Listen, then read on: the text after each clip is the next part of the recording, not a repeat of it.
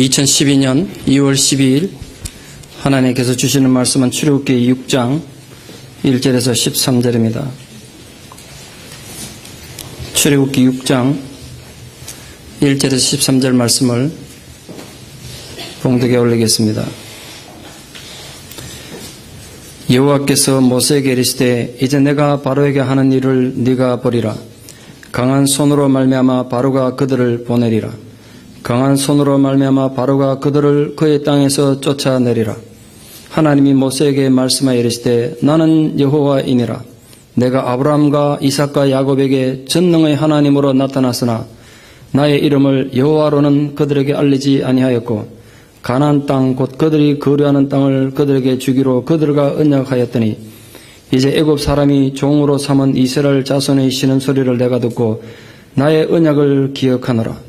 그러므로 이스라엘 자손에게 말하기를 나는 여호와라. 내가 애굽 사람의 무거운 짐 밑에서 너희를 빼내며 그들의 노역에서 너희를 건지며 편팔과 여러 큰 심판들로서 너희를 속량하여 너희를 내 백성으로 삼고 나는 너희 하나님이 되리니 나는 애굽 사람의 무거운 짐 밑에서 너희를 빼낸 너희 하나님 여호와인 줄 너희가 알지라.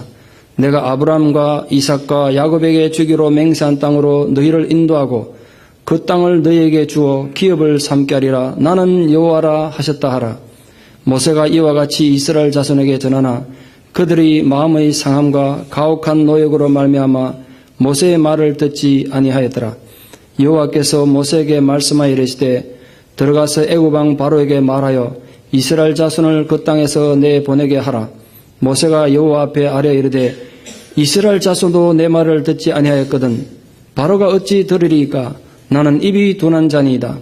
여호와께서 모세와 아론에게 말씀하사 그들로 이스라엘 자손과 애굽 왕 바로에게 명령을 전하고 이스라엘 자손을 애굽 땅에서 인도하여 내게 하시니라. 아멘.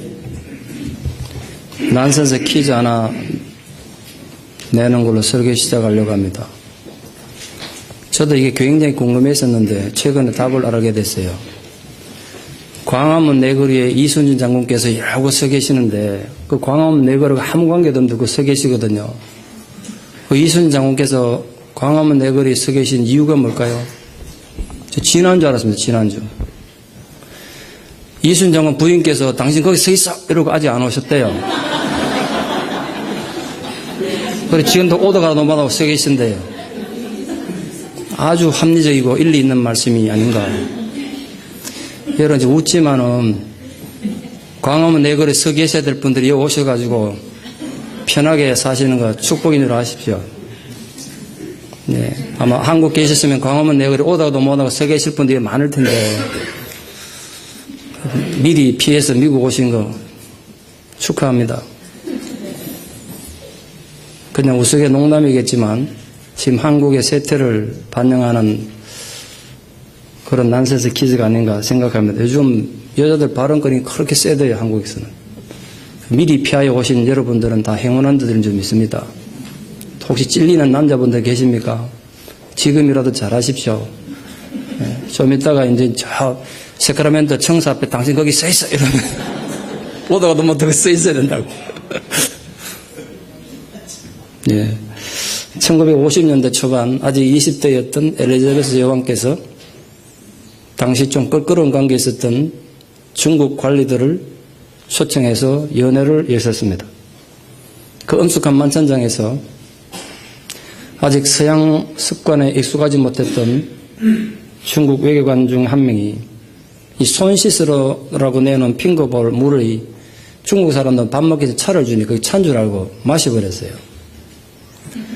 그걸 쳐다본 영국 관리들이 긴장됐습니다. 만약 거기에 누군가 손을 씻어버리면 그 맞은 사람도 창피하겠지만 함께 참석한 모든 중국 관리들이 체면이 뭐가 되겠어요.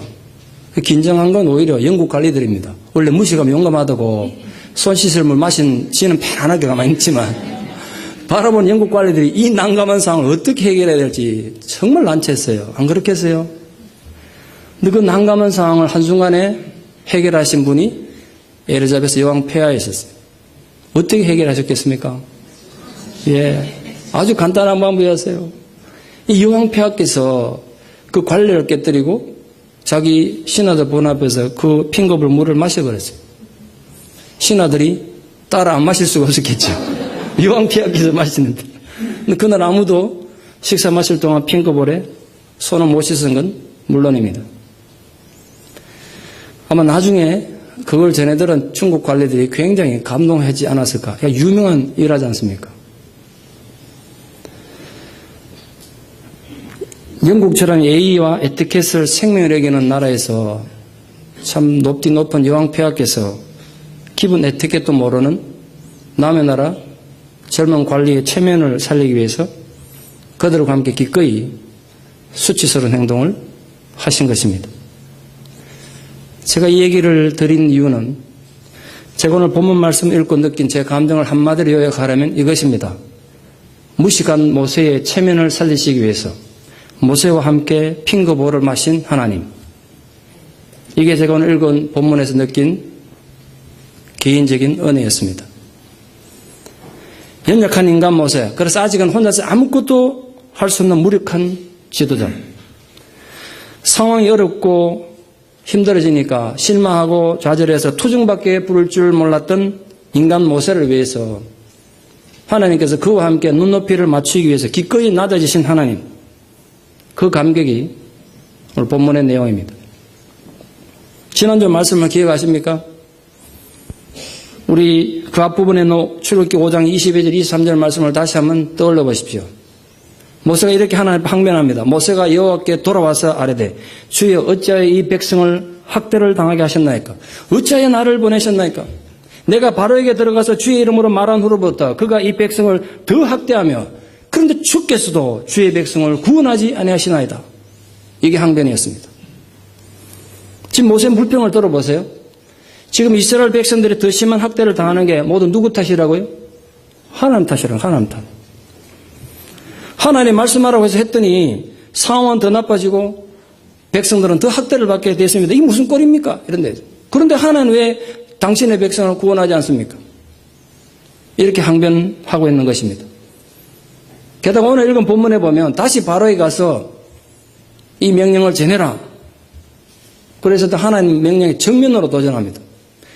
아니 하나님, 자기들을 구출해서 자유를 주기 위해서 하나님 나타났다고 해도 당사자들인, 이익을 받는 당사자들인 이스라엘 백성들조차도 그 말씀을 안 받아들이는데 하물며 막강한 힘을 가지고 권력을 가진 바로가 그 말을 들을 리가 있겠습니까?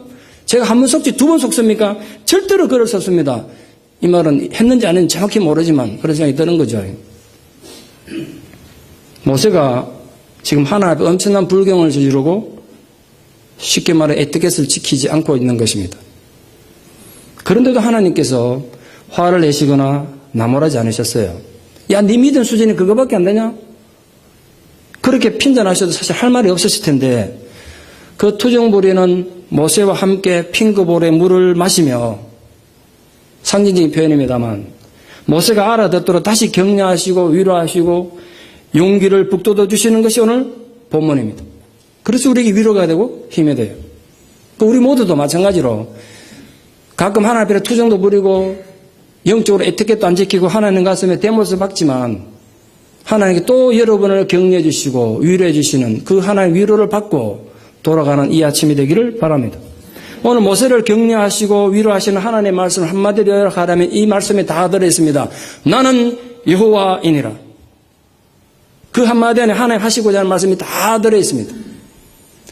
여호와라는 이름의 의미는 크게 두 가지로 설명을 드릴 수가 있겠습니다. 이미 여러분 잘 아시는 말씀입니다만 첫째는 영원부터 영원까지 스스로 계시는 절대자라는 뜻입니다.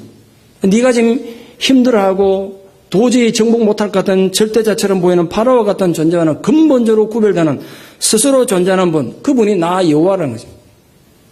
또한 둘째 뜻은 백성들과 더불어 언약을 맺으시고 그 언약을 반드시 성취시키시는 구속주, 구세주이시다. 그런 뜻입니다.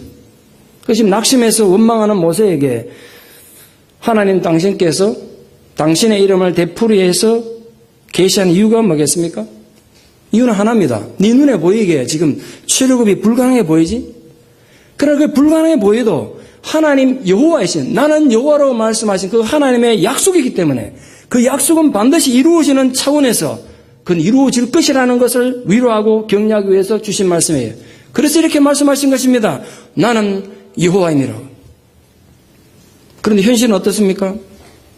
이스라엘 백성들은 그들의 연약한 믿음을 갖긴 했지만, 그래서 하나님 앞에 감사하고 예배를 드렸었지만, 바로의 분노 앞에 그 믿음이라는 게 흔적도 없이 사라져버렸습니다.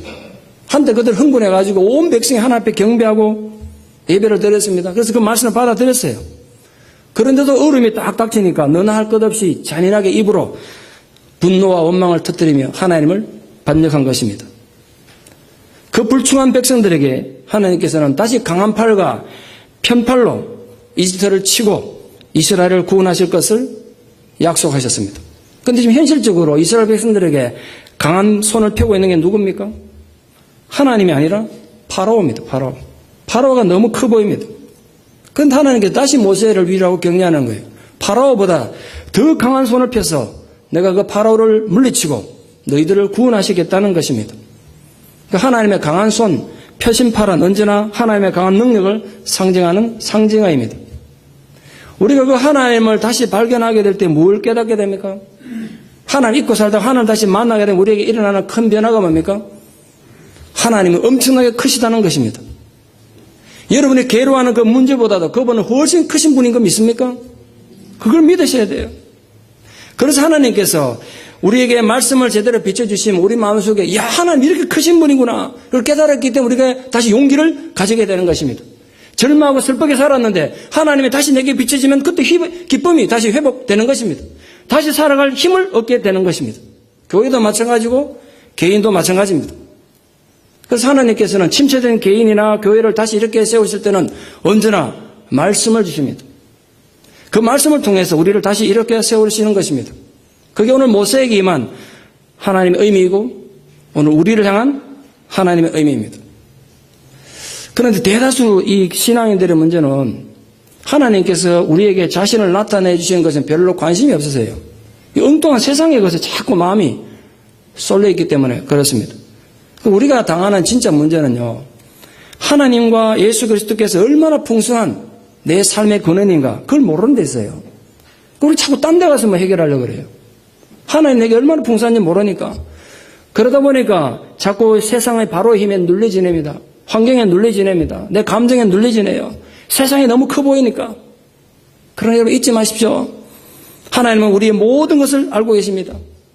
여러분의 안고 일어섬을 다 아시는 분이십니다. 예수님 표현을 하면 여러분 머리털 하나까지 다 헤아려 아시는 분이시라는 거죠. 이 사실을 바로 깨닫는 것보다 중요하고 긴급한 일은 없습니다. 여러분 어떤 문제를 가지고 이 자리에 다시 나오신지 모르겠습니다만 여러분의 모든 문제가 이 세상에서가 아니라 바로 하나님 앞에서 거론되고 있다는 것 아는 것보다 더 중요한 것이 없습니다. 다시 말씀드립니다. 여러분의 모든 문제에 하나님의 관심을 가지시고 하나님 존재 앞에서 여러 문제가 지금 거론되고 있다는 사실을 잊지 마십시오. 신앙인이 말입니다. 그렇게 하나님의 말씀으로부터 위로도 받지 못하고 그리스도로부터 아무런 도움을 얻지 못한다면 세상에서 가장 비참한 존재가 되고 말아요. 무슨 힘으로 세상을 사시겠습니까? 모세도 이스라엘 백성도 바로 이 부분에서 가장 불쌍한 존재들이었습니다. 자신들이 하나님 어떤 분인지 모르고 그 하나님으로의 보호로 인도받고 또 하나님의 능력으로 자기들이 승리할 것이라는 것을 몰랐기 때문에 가장 비참한 존재가 지금 된 거예요. 그것이 바로 그들의 신앙의 수준이 너무 유치했기 때문이 아닌가 그래 생각합니다.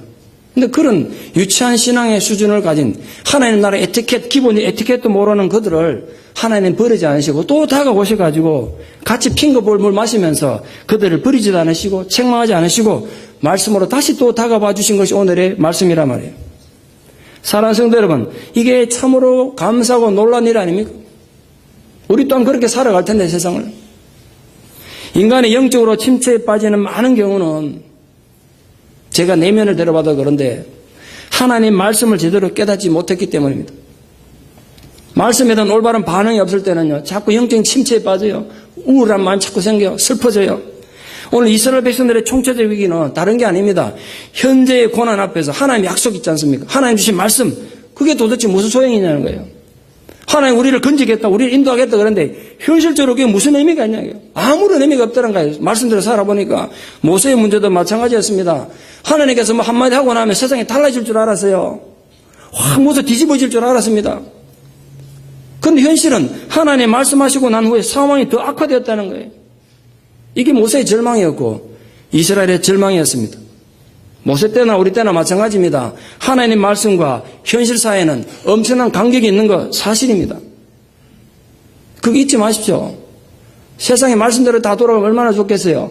모세 시대나 우리 시대나 마찬가지 문제예요. 문제는 이겁니다. 그렇다면 그 간격을 없애고 하나님 말씀이 내 삶 속에 실체화되게 하기 위해서 뭐가 필요하냐 말이에요. 하나님 말씀이 내 삶 속에 살아 역사하기 위해서 무엇이 필요하냐. 그때 작동하는 것이 믿음입니다. 그 믿음이라고요. 그 믿음이 없는 사람은 항상 이론뿐이에요. 성경 이론에 대해서 너무 잘 알아요. 어떻게 예수 믿는지 너무 잘 알아요. 그러나 그들에게 하나님의 말씀이란 그저 항상 그림의 떡입니다. 이루어지면 좋고 세상의 말씀대로 되냐? 그렇게 삽니다. 그것이 자기들의 삶을 변화시키지도 못하고 말씀처럼 풍요롭게 하지도 못합니다. 그런데 여기서 믿음이 작동한다고요. 나는 할 수 없지만 하나님께서 이루신다는 것을 믿는 것이 믿음입니다. 자기 한계 안에 자꾸 하나님을 가두지 마세요. 늘 자기만 믿어온 사람, 그 믿음이 죽은 사람의 공통적 특징이 뭐냐면요. 내가 못하면 하나님도 하지 못할 거라고 단정하는 거예요. 내 생각에 아무리 이거 안 돼. 그럼 하나님도 못하는 거예요. 결국은 신앙의 기초가 안 돼 있는 겁니다. 여러분이 얼마나 오랜 세월 교회를 다니냐가 중요한 게 아니라 신앙의 기초를 제대로 넣는 게 너무 중요해요. 그래서 오늘 이스라엘의 문제도 모세의 문제도 결국은 하나님의 백성으로 지금 세워지려고 훈련받았지만 아직 신앙의 기본이 안 돼 있는 거예요. 신앙의 기본이 안 돼 있어요. 이런 사람들은 하나님 말씀보다는 자꾸 뭔가 자기 길을 번쩍대게 할 뭔가 화끈한 걸 자꾸 찾습니다. 이런 사람에게 어떻게 말씀의 능력이 나타날 수가 있겠습니까? 여러분 바이올리니스트 이미경 씨를 혹시 아십니까? 한국에 잘 안 알려져서 모르는 분이 많을 겁니다. 저도 우연히 알게 돼가지고 대단한 분이라 알게 돼 좀 찾아봤어요. 이분은 지금 현재 독일 국립민행대 음대 교수입니다. 한국인이 독일 국립음대 교수다. 이게 무슨 의미를 상징하는지 잘들 모르십니다. 감이 잘 안 오시죠? 이해하시기 쉽게 이래 설명드리면 서울대 음대 국악과에서 판소리 가르치고 가야금 검은고 가르치는 독일 여자 생각해 보세요. 우리도 못하는 판소리를 독일 여자가 와가지고 우리한테 판소리 가르치고 가야금 가르치고 검은고 가르친다. 그런 수준이라고 지금. 뭔 소리인지 도대체 감이 안 오시죠? 뭐. 어차피 남의 나라 얘기니까. 여러분 클래식의 고향은 유럽입니다. 그 중에서 독일은요, 그 핸델과 바, 모차르트의 나라, 베토벤의 나라 아니겠어요? 바그너와 브람스의 나라입니다.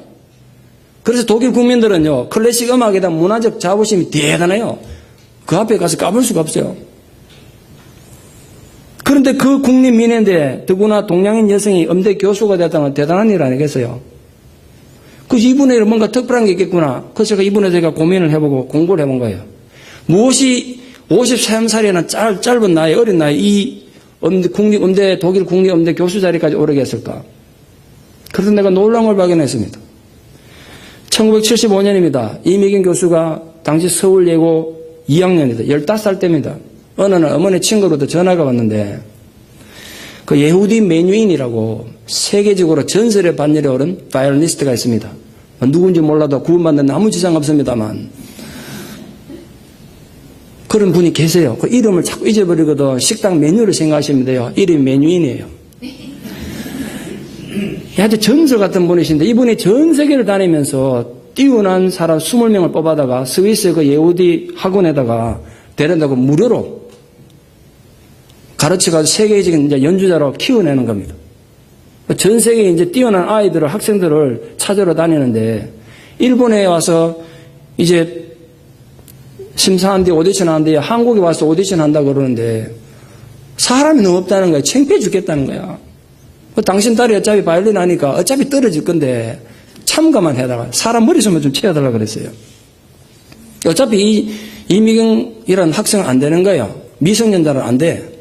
성인이라 참가할 수 있는데 그걸 또 갔어요. 오디션에. 그날 그 자리에 오디션에는 메뉴인 아카데미 원장이 직접 와서 심사했습니다. 그 앞에서 어린 이민경이 맨델스톤의 콘체르토를 연주했습니다. 아주 까다로운 곡인데 연주를 한참 하니까 매년 혼자 이랬을 때 음정 다 틀렸다. 이 곡은 이런 거야. 그럼 직접 시범을 보여서 시연을 하는데 이 애도 대단하죠. 이렇게 앉아있다가 애가 걸어가가지고 한자 연주하는 메뉴인 이 왼손 손가락 하나를 딱 옮겨서 음이 틀렸다는 거야. 이 대가가 놀랬잖아요. 아니 얘가 실력은 없는데 듣는 귀가 있구나. 그리고 그 바람에 전 세계에서 20명 뽑는데 어린 애가 합격했다니까요.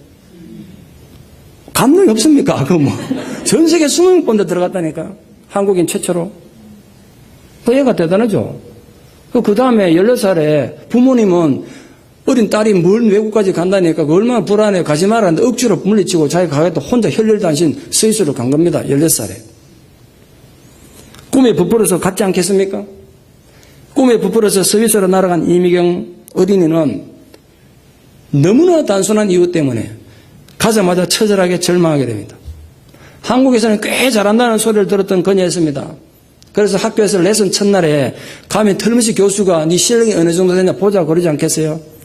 그래서 맨델스존의 콘체르토, 베토벤의 콘체르토 아주 까다로운 곡을 열심히 연주해가지고 준비해가지고 그 화려한 곡들을 가지고 갔습니다. 그런데 그녀를 꼬꾸라뜨린 건 그런 대곡이 아니라 도레미파솔라시도였어요.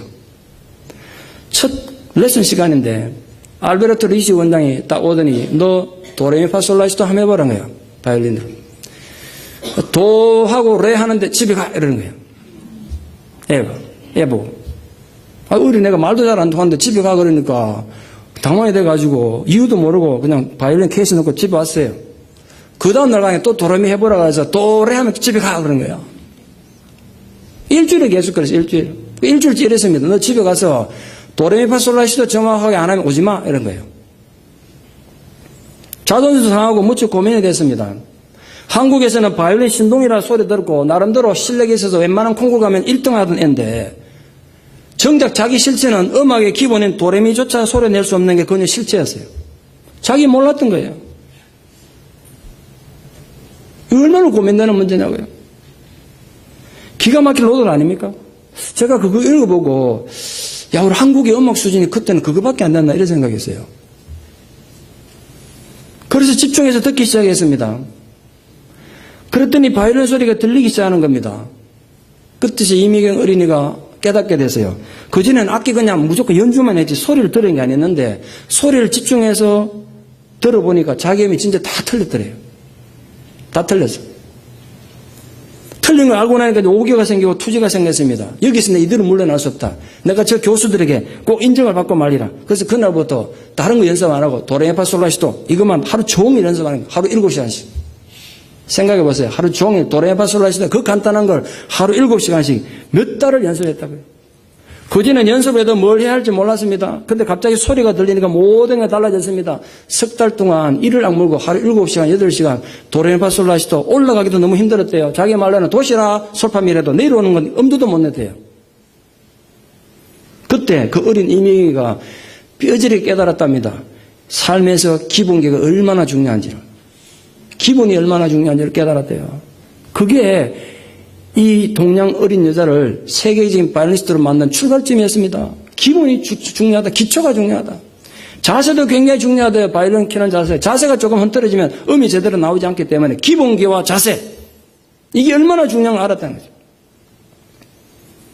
그래서 그녀가 이렇게 자기 감정에 예를 듣고 있습니다. 바른 자세와 기본기. 그건 바이올린에서도 인생에서도 가장 중요한 첫 단초가 됐고 그 놀라운 깨달음이 나로 하여금 동양인 최초로 독일 국립음대 교수가 되게 했습니다. 그래 적어놨더라고요. 이미경 교수는 이렇게 고백합니다. 제가 원래 나이 53세인데 내 연배에는 독일인 여성 교수도 드뭅니다. 독일에서는 음대 교수 되기 힘든가 봐요. 53세는 독일인도 없대요. 잘. 동양인 여성은 말할 것도 없습니다. 요즘도 한국 유학생들이 자기한테 자꾸 불평하는데 동양인 여성은 오케스트라 오디션 서류 심사도 통과하기 힘들다. 인종의 장벽에 막혀가지고. 그때 자기는 이렇게 답한대요. 그래서 우리는 그들보다 3배는 잘해야 한다. 그게 억울한 것 같지만 그게 우리를 뛰게 한다. 이렇게 제자들에게 말한다는 거예요. 이미경 교수 이렇게 말했습니다. 연주자가 내는 소리가 80%고 악기는 20%다. 스트라디바리우스라는 유명한 바이올린이 있습니다. 아무리 세계적인 바이올린을 갖다 놔도 바이올린은 다 똑같다는 거예요. 연주는 사람이 하는 거다. 사람이 연주하기 전까지는 그건 하나의 나무통일 뿐이다. 중요한 얘기 아니겠어요? 우린 툭하면 연장나무래잖아. 근데 사람이 중요하다 이거야. 연주하는 기술이 결국 80%라고. 결국 그 바이올린이 소리 나게 하는 건 사람이지 바이올린이 아니라는 거죠. 여러분 어디 바이올린만 그렇겠습니까? 인생도 신앙도 도리미가 중요합니다. 기초가 중요해요. 우리는 위대한 신앙이 되기 위해서 뭔가 자꾸 색다른 체험하고 놀라운 무슨 이론을 들어대는 것처럼 자꾸 생각합니다. 자꾸 뭐 특별한 거 찾고 특별한 체험을 찾는 분들 잘 새겨들으세요. 여러분 신앙의 가장 기본에 충실하십시오. 기초에 충실하세요. 그것이 영적 거장이 되는 가장 올바른 방법입니다. 여러분 신앙인들 중에 아직 신앙 ABC 기초도 안 되어 있으면서 뭔가 된 것처럼 착하게 빠진 사람도 보면 가끔 보면 정말 억장이 무너져요.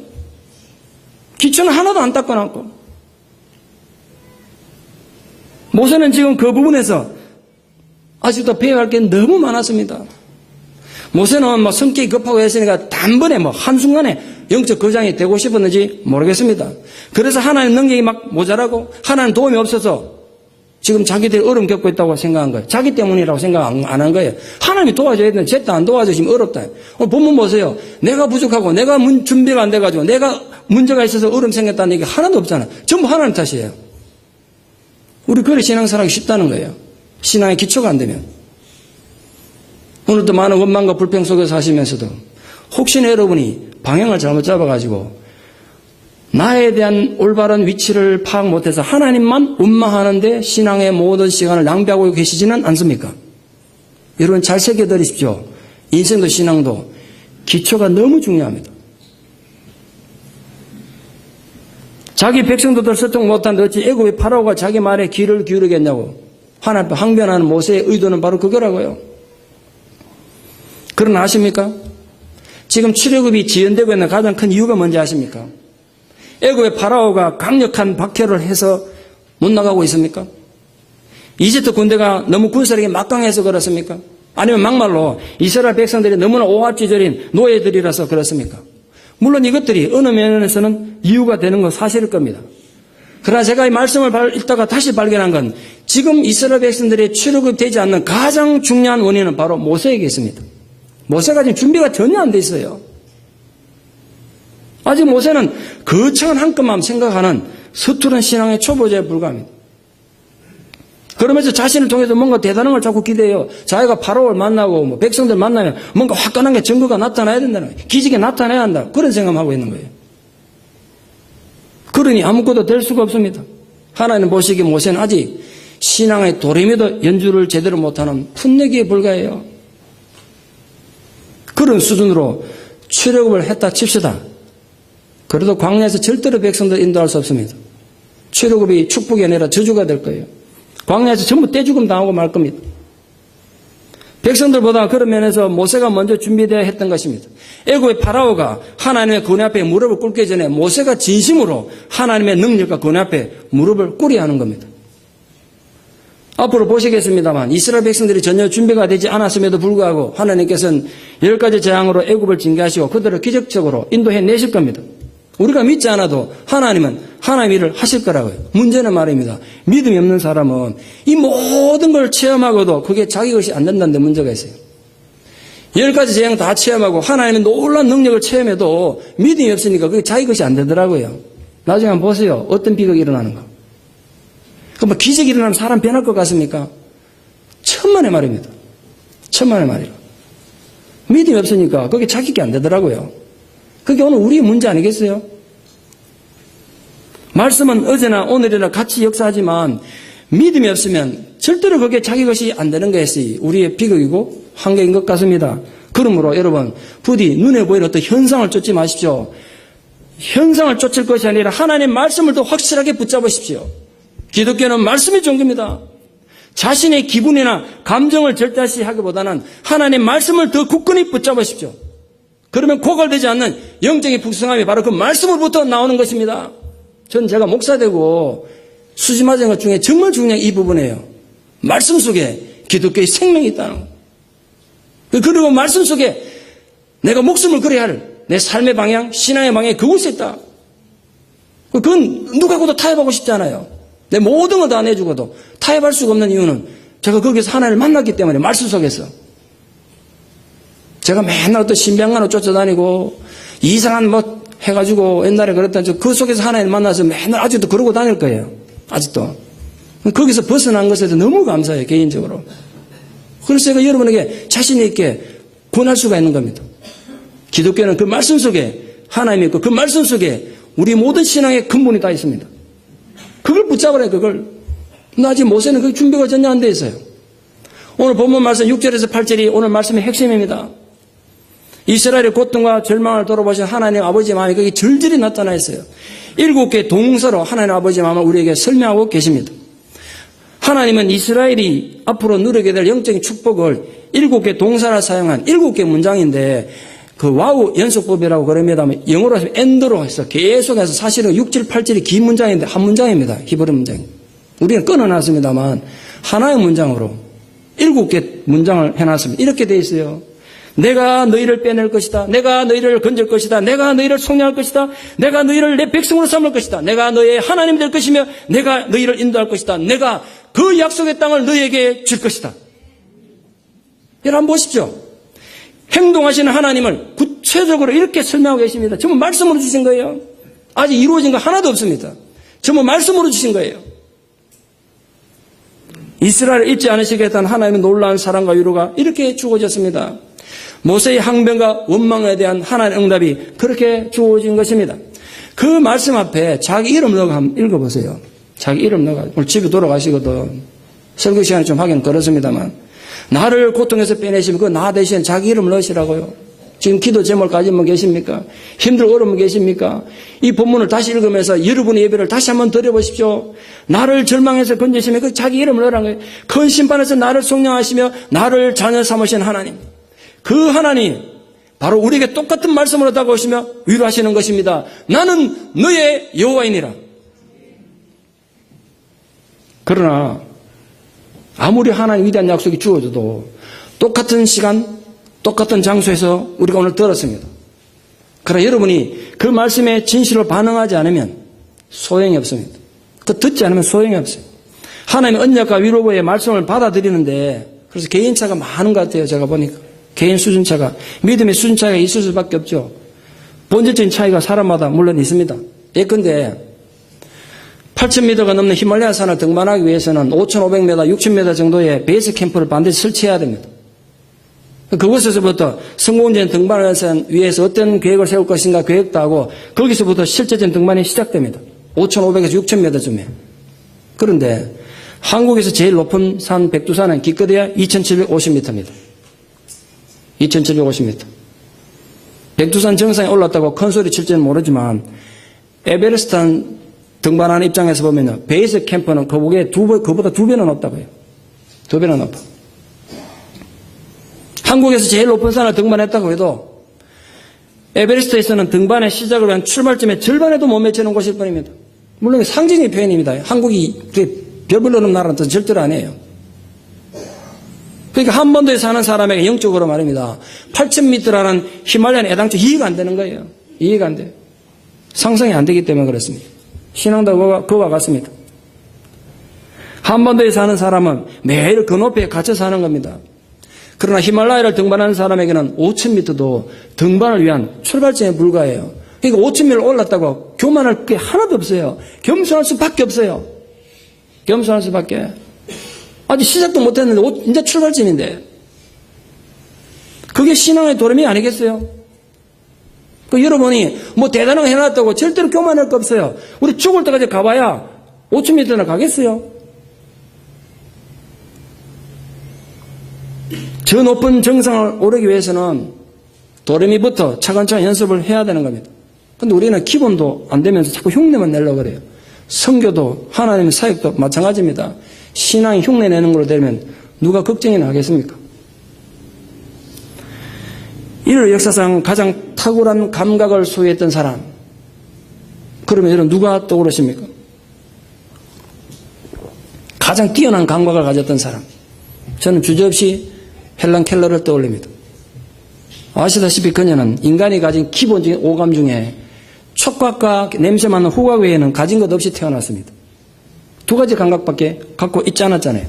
그러나 그녀는 오감을 다 가진 비장애인들보다 세상을 훨씬 더 깊이 있게, 훨씬 더 넓게, 훨씬 더 충만하게 살았습니다. 그녀가 남겼던 자전적 수필집 사흘만 볼 수 있다면 이라는 신앙 수필집인데 거기에 이런 내용이 나옵니다. 이따가 하시 저는 생각해 봅니다. 매일매일 내일 당장 죽을 사람처럼 사는 것이 얼마나 유익한지, 그러면 삶이 얼마나 소중한지 그 삶의 소중함이 새록새록 떠오르기 때문입니다. 들을 수 있다는 것에 얼마나 고마운지 아는 사람은 기머거리뿐입니다. 볼 수 있는 것만으로도 세상은 얼마나 많은 축복을 누리고 있는지 깨닫는 자는 소경밖에 없습니다. 하지만 시각이나 청각을 잃어본 적 없는 사람은 그 능력이 얼마나 축복받은 것인지 알지 못하고 살아갑니다. 뿐만 아니라 그 능력을 충분히 발휘하지도 못합니다. 그들의 눈과 귀는 집중하지도 않고 감사하는 마음도 없이 그저 무덤덤하게 풍경을 보거나 소리를 받아들일 뿐입니다. 제가 만약 단 사흘만이라도 앞을 볼 수 있다면 가장 보고 싶은 게 무엇인지 전 충분히 상상할 수 있습니다. 제가 상상의 나래를 펴는 동안 여러분도 한번 생각해 보시기 바랍니다. 단 사흘만 내가 눈을 뜰 수 있다면 어떻게 해야 할까? 시간이 흐르고 셋째 날이 저물고 다시금 어둠이 닥쳐올 때 이제 다시는 자신을 위한 태양이 떠오르지 않으리라는 것을 여러분이 압니다. 자, 이제 그 사흘을 어떻게 보내시겠습니까? 여러분의 눈길을 어디에 머물게 하고 싶습니까? 이런 글을 썼습니다. 전 어릴 때부터 한 가지 늘 궁금한 게 있었습니다. 아직도 그 수수께끼입니다만 듣지도 보지도 말하지도 못하는 헬런 켈러가 책을 어떻게 썼을까? 저는 눈 뻔히 뜨고도 책 쓰기가 무지무지 어려운데 듣지도 보지도 말하지도 못한 책을 어떻게 썼을까요? 좀 아직도 궁금합니다. 그러나 제가 한 가지 깨닫게 된 것이 있습니다. 헬런 켈러는 보고 듣고 말할 수 있는 사람보다도 더 풍부하게 보고 더 많은 것을 느낄 수 있는 영혼을 가지셨다는 사실. 우리는 눈 뜨고도 제대로 보지 못하는 그녀는 너무 많이 봤고요. 우리는 멀쩡한 귀 가지고도 듣지 못하는 소리를 너무 많이 들었더라고요. 그게 바로 신앙과 인생의 도레미에 대한 훈련의 차이가 아니겠습니까? 훈련의 차이예요. 어떻게 듣지도 보지도 말하지도 못하면서 하나님에 대한 깊이를 그렇게 깊이 깨달았을까요? 놀랍지 않습니까? 같은 영화, 같은 책을 봐도 사람마다 전혀 다르게 느낀 이유는 개인의 취향의 차이 또는 수준의 차이일 것입니다. 믿음의 수준도 이와 같습니다. 그것은 우리 인생을 대하는 자세에서도 마찬가지일 겁니다.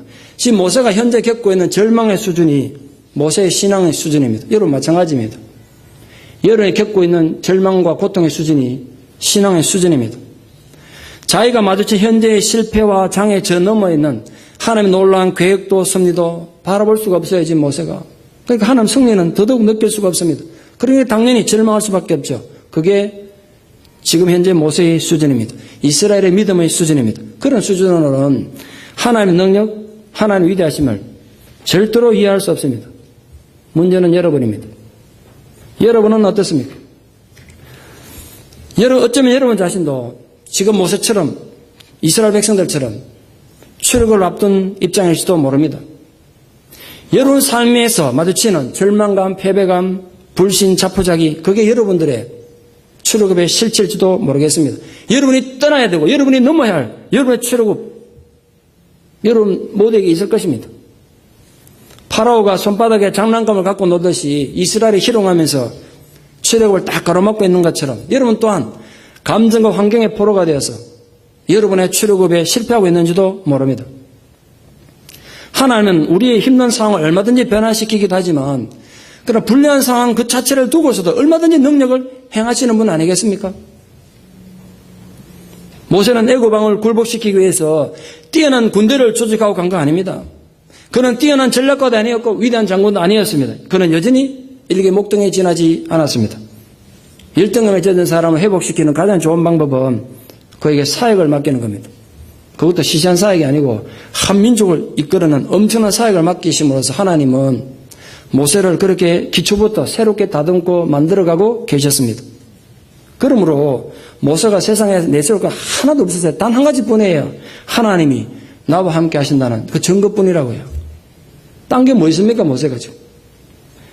모세가 분명히 의지하고 붙잡아야 할 하나님의 지팡이는 바로 그것이었습니다. 나는 여호와이니라. 너를 도와주고 너를 건지고 너를 보호하며 인도하실 여호와 하나님. 그 여호와가 나와 함께 하신다는 확신, 그게 모세에게 가장 필요한 승리의 비결이었던 것입니다. 모세뿐 아니라 오늘 우리 중 어느 누구라도 하나님이 나와 함께 하신다는 확신을 가진 사람은 세상에 절대로 넘볼 수 없습니다. 함부로. 여러분, 그거부터 다시 해결하십시오. 우리는 세상에 그런 사람들입니다. 세상에 결코 우리를 넘볼 수 없는 자들입니다. 여러분이 비록 지난 한 해 얼음과 고통을, 아픔, 세월을 많이 살았을지라도 이 새해는 좀 다른 자세로 살기를 바랍니다. 왜냐하면 하나님이 여러분 편이시기 때문에, 하나님이 여러분을 도와주시기를 원하시기 때문에, 하나님이 여러분의 이거 열등감들을, 과거의 실패의 아픔을 위대한 능력의 도구로 사용하시기를 원하시기 때문에 여러분 절대로 포기하지 마십시오. 문제는 나의 상황이 초라하고 힘들다고 계속 앉아서 불평만 하고 있는 겁니다. 여러분, 부디 불평으로 자기 삶의 기회를 낭비하지 마십시오. 절망하지 마십시오. 그건 결국 사단의 먹이가 되는 겁니다. 위대한 하나님의 나라가 세워지기 위해서는 모세는 바로 이 부분에서 아직도 훈련되고 철저히 다듬어져야 했습니다.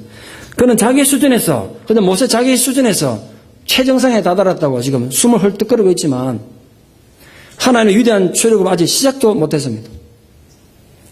아직도 그 높은 경지에 다다르려면 멀었습니다. 그럼 모세는 지금 보세요. 아직도 하나님의 깊고 넓은 계획에 도달하지 못했기에 저 산 아래에서 그냥 허덕거리고 있는 거 아닙니까? 그게 극복돼야 출애굽이 시작될 수가 있습니다. 여러분, 어차피 출애굽은 인간의 능력으로 계획된 것도 아니고 인간의 능력으로 실행할 수 있는 건 더더욱 아니지 않습니까? 모세 본인이 그 한계를 뛰어넘어야 하는 거예요. 다윗이 거인 골리앗을 쓰러뜨리고 나라를 위기에서 구할 때 뛰어난 무슨 검술이나 튼튼한 갑옷을 입고 이긴 게 아니지 않습니까? 단지 새 잡을 때 쓰던 물맷돌 하나로 이겼습니다. 삼손이 그에게 달려드는 사자가 자기 목숨을 놓을 때, 사자를 이길 때 사용했던 맨손이었습니다. 우린 가끔 다른 사람이 가진 능력이 부럽고 상대적으로 자신은 초라하게 생각할 때가 있습니다. 그러나 그건 인간의 어리석은 생각일 뿐입니다. 여러분의 능력이 크든 작든 하나님이 함께 하시면 문제가 되지 않습니다. 어차피 배를 움직이는 건요, 높이 솟은 돛대가 아니라 눈에 안 보이는 바람이라고요. 우리 인생을 움직이는 것도 마찬가지입니다. 거대하게 보이는 외부 조건이 아니라 보이지 않는 하나님의 손길인 줄 믿습니다. 그것에 의해서 움직이는 자는 상대가 애고 왕이든 그보다 더한 어려움이라도 싸워 이길 수가 있는 것입니다. 그것이 말입니다. 나는 여호와로라는 하나님의 선언 속에 들어있는 우리의 승리의 비결입니다. 그 승리가 여러분에게 약속되어 있음을 믿으십시오. 그리고 기대하십시오. 하나님께서 여러분을 통해서 하실 일이 얼마나 크고 위대한지를 그 기대하시고 나아가는 하나님의 승리자가 되기를 축원합니다. 기도드리겠습니다. 아버지 하나님, 은혜를 감사드립니다. 연약하고 어리석은 저희들을 하나님 끝내 포기하지 않으시고 우리와 함께 핑거볼에 물을 마시면서 또 우리를 격려해 주시고 우리를 위로해 주시고 기다려 주신 은혜를 감사드립니다. 우리가 비록 이렇게 연약하고 어리석어서 지치고 쓰러지지만 나는 여호와로라는 하나님의 약속의 말씀 우리가 굳게 붙잡고 우리 삶의 현장으로 돌아가고자 합니다. 하나님께서 나와 함께 하시면 세상에 결코 우리를 넘볼 수 없다는 사실을 우리가 굳게 붙잡고 돌아가고자 합니다. 원망과 좌절과 절망 속에서 우리 삶을 낭비하지 않도록 주께서 우리를 또 지키시고 보호해 주셔서 그 하나님의 도우심으로 말미암아 우리 모두가 위대한 승리자라 굳건히 세워지는 은혜가 있게 하여 주시옵소서. 예수님 이름 받들어 기도드리옵나이다. 아멘.